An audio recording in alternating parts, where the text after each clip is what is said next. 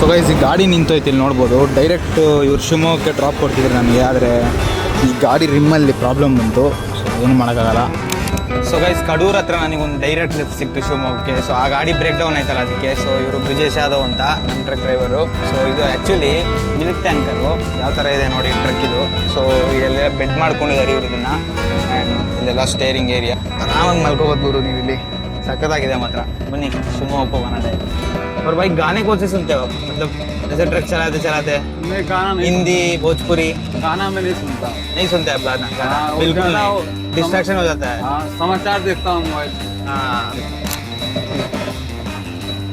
So guys after 9 hours of hitchhiking finally ನಾನು ಶಿವಮೊಗ್ಗ ಬಂದು ತಲುಪಿದ್ದೀನಿ. So ನಾನು 12 hour ಚಾಲೆಂಜ್ನ ನಾನು ಕಂಪ್ಲೀಟ್ ಮಾಡಿದ್ದೀನಿ. I am in Shivamogga. 300 kilometre ಗುರು ಒಂದೇ ದಿನದಲ್ಲಿ ಕವರ್ ಮಾಡಿದೆ ಬೈ ಹಿಚ್ ಹೈಕಿಂಗ್ ಲಿಫ್ಟ್ ಕೇಳ್ಕೊಂತ. ನೋಡ್ಬೋದು ಶಿವಮೊಗ್ಗ ಬಂತು.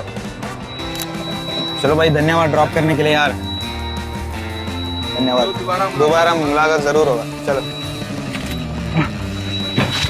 ಸೊ ಇವರು ನನಗೆ ಟೀ ಕೊಡಿಸಿದ್ರು ಗುರು. ಅದು ₹1 ಎಕ್ಸ್ಪೆಕ್ಟ್ ಮಾಡಲಿಲ್ಲ ನನ್ನಿಂದ. ₹1 ಇಸ್ಕೊಂಡಿದ್ದ. ಇದೊಂದು ನನಗೆ strangest and very best experience ನನ್ನ ಟ್ರಾವೆಲ್ಸಲ್ಲಿ ಅಂತಲೇ ಹೇಳ್ಬೋದು.